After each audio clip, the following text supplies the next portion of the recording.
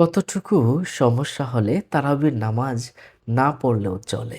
আমরা অনেকেই জানি না এই বিষয়টা। আর এই বিষয়টা আমাদের জানাটা খুব জরুরি। তারাবির নামাজ হলো সুন্নত নামাজ। এই নামাজটা রোজার সাথে সম্পর্কযুক্ত।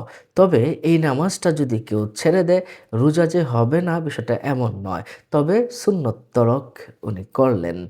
এই বিষয়ে কিন্তু ঐকমত্য রয়েছে। সম্মানিত দর্শক ও শ্রোতা, আপনি যদি রোজা রাখেন, রমাদানের রোজা রাখেন, তাহলে আগের রাতে আপনাকে ২০ রাকাত তারাবির নামাজ আদায় করতে হয়। যদি আপনি মাজুর হয়ে যান, তাহলে একটু কম পড়লেও চলবে। আপনি এটা ফরজ নয় তো, যার কারণে একদম ২০ রাকাতই পড়তে হবে বিষয়টা এমন নয়। তবে উলামায়ে কেরাম, যদি আপনি সুস্থ থাকেন তাহলে আল্লাহ পাক রব্বুল আলামিন আপনাকে পূর্ণাঙ্গ যাজা দান করবেন। কারণ আল্লাহ পাক রব্বুল আলামিন প্রিয় নবীজিকে জানিয়ে দিয়েছেন। প্রিয় নবীজির ভাষায় বলছেন, "মান কামা ঈমানান ওয়া ইহতিসাবা গুফিরা লাহু মা তাকদ্দামা মিন যামবি।" যে ব্যক্তি আল্লাহর জন্য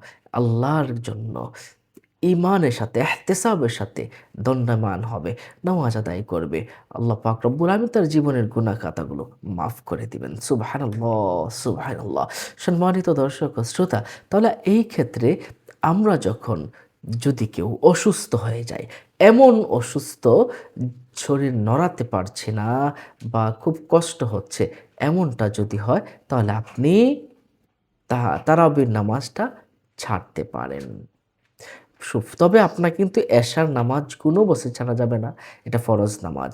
যদি আপনার এমন হয় আপনি ঘরে বসে আপনি নামাজ পড়তেও অক্ষম বা শরীর খুব ক্লান্ত হয়ে গেছে, অসুস্থ, জ্বর, কোনো অবস্থাতেই পারছেন না। বসে আপনি নামাজ আদায় করতে পারছেন না তারাবির নামাজটা। সেই ক্ষেত্রে আপনি তারাবিটা ত্যাগ করতে পারেন। ইচ্ছাকৃতভাবে আপনি যদি প্রতিদিন এই নামাজটা ত্যাগ করেন, তাহলে তো সুন্নত যেটা আদায় করার কথা সেটা কিন্তু আপনার আদায় হলো না। এটাকে আপনি অবজ্ঞা করলেন।